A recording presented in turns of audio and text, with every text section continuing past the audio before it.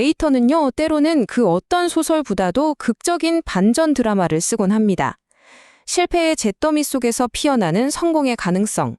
오늘 우리가 함께 분석해볼 이야기는 바로 그 데이터가 아주 꼼꼼하게 써내려간 매지온의 턴어라운드 스토리에 관한 겁니다.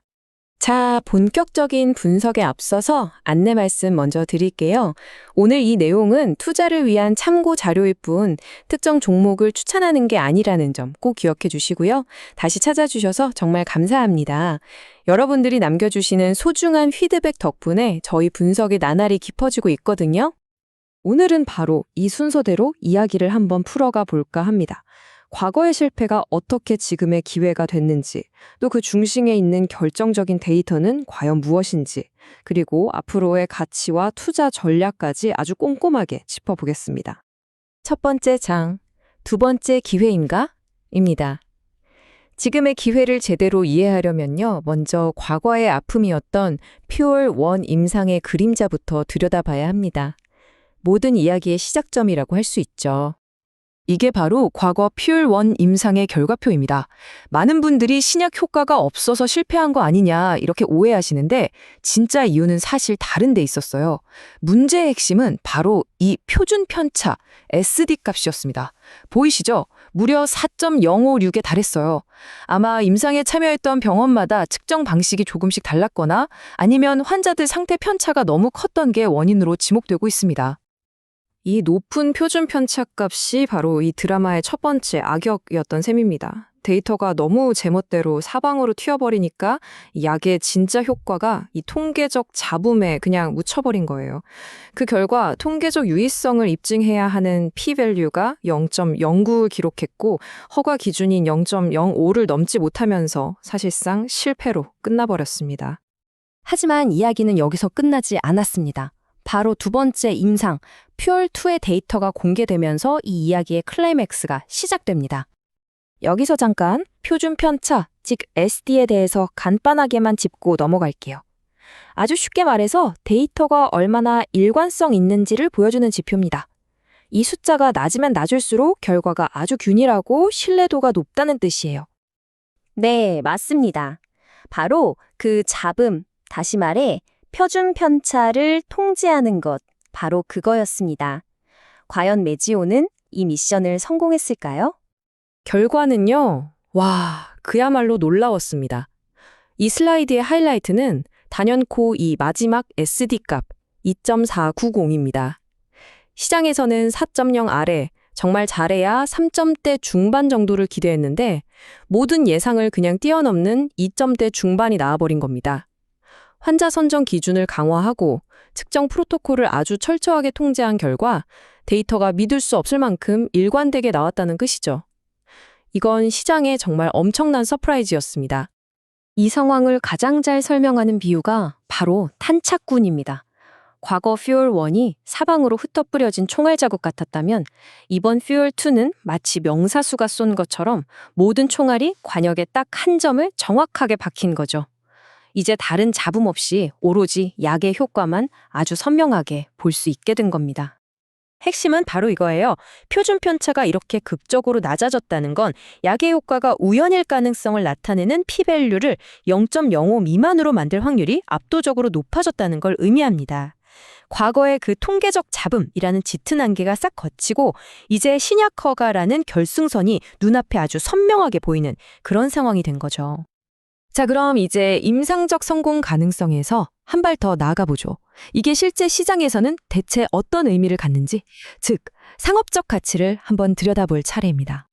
이 그래프는 IQVIA라는 곳의 시장 조사 결과인데요. 보시는 것처럼 연간 약가가 18만 달러에서 30만 달러, 굉장히 높은 가격대잖아요. 그럼에도 불구하고 50%가 넘는 보험사들이 보험 목록에 올려줄 것 같다고 예상하고 있습니다. 그 이유는 명확하죠. 대체할 치료제가 없는 희귀 질환 분야의 절실한 수요 때문입니다. 이건 매지온이 아주 강력한 가격 결정력을 가질 수 있다는 걸 의미해요. 유대나필의 잠재력을 가늠해보기 위해서 다른 성공적인 희귀질환 치료제들을 한번 볼게요. 예를 들어서 트리카프타는 2024년 매출이 100억 달러를 넘었고요. 에브리스딘은 20억 달러에 달합니다. 이 약물들과 환자 수가 비슷하다는 점을 고려해 본다면 유대나필의 잠재적인 가치가 얼마나 클 수 있을지 대략 짐작해 볼 수 있겠죠. 하지만 메지온의 이야기는 폰탄 치료제에서 끝나지 않습니다. 회사의 미래 성장 동력이 될 다음 파이프라인으로 시선을 한번 옮겨보겠습니다. 다음 격전지는 ADPKD, 우리말로는 다낭성 신장 질환입니다. 미국에만 환자가 약 14만 명 정도 있고요. 2030년대 초에는 시장 규모가 30억 달러에 이를 것으로 예측되는 정말 거대한 시장이에요. 현재 FDA 승인을 받은 치료제는 단 하나뿐입니다. 그리고 바로 이 분야에서 아주 희망적인 초기 데이터가 나왔습니다. 저명한 메이오 클리닉의 연구 결과인데요. 유대나필이 낭종 성장을 억제하는 효과를 보인 겁니다. 이 슬라이드의 그래프처럼 약물 투여량에 비례해서 억제 효과가 뚜렷하게 나타났고 실제 신장 조직에서도 그 효과가 확인됐어요. 이건 그냥 그럴 수도 있다는 가능성이 아니라 ADPKD 치료제로서의 잠재력을 뒷받침하는 아주 강력한 과학적 근거라고 할 수 있습니다. 자, 이제 투자자를 위한 플레이북을 살펴보기 전에 기업 가치를 좌우할 또 다른 변수들이 있죠. 바로 숨겨진 자산과 아직 남아있는 위험 요인들을 한번 점검해 보겠습니다. 메지온이 가진 숨겨진 자산들인데요. 먼저 새로운 질병분류 코드 ICD-10 등재는 의사들이 처방하고 보험 청구하는 과정을 훨씬 더 수월하게 만들어줍니다. 둘째, 우선심사권 PRV는 FDA 심사 기간을 단축시켜주는 일종의 패스트트랙 티켓 같은 건데 그 자체만으로도 약 1억 달러에 거래되는 아주 귀중한 자산이에요. 마지막으로 최근 폰탄 치료 용도에 대한 핵심 특허까지 확보하면서 지적재산권이라는 든든한 방어막까지 갖추게 됐습니다. 이 세 가지는 상업화 과정의 불확실성을 크게 낮춰주는 아주 중요한 요소들입니다. 하지만 우리가 냉정하게 봐야 할 부분도 분명히 있습니다. 지금까지 우리가 본 데이터가 정말 훌륭하긴 하지만 어디까지나 중간 분석 결과라는 점이에요. 아직 최종 결과가 공개되지 않았고 규제 당국의 승인이라는 마지막 관문이 남아 있습니다. 엄청난 잠재력과 또 반드시 넘어야 할 허들이 공존하는 그런 상황인 거죠. 자, 이제 이 모든 변수들을 다 고려해서 현명한 투자자를 위한 최종 플레이북을 한번 펼쳐보겠습니다. 첫째, 데이터의 극적인 개선을 있는 그대로 인정해야 합니다. 둘째, 그럼에도 불구하고 남아있는 규제 리스크를 명확하게 이해해야 하고요.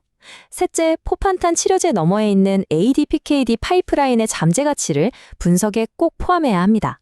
마지막으로 단기적인 변동성에 흔들리지 않고 장기적인 관점을 유지하는 것이 중요합니다. 데이터는 정말 강력한 시그널을 보냈습니다. 하지만 시장의 최종 평가는 아직 진행 중이죠. 과연 지금이 이 임상적 성공 가능성을 위대한 투자 스토리로 확신할 수 있는 바로 그 결정적인 순간일까요? 이 질문에 대한 답은 아마 여러분 각자의 깊은 고민과 분석에 달려 있을 겁니다. 오늘 분석이 여러분의 투자 여정에 조금이나마 도움이 되었기를 바랍니다. 구독과 좋아요는 저희에게 정말 큰 힘이 됩니다. 이상 주식으로 세상 이야기였습니다.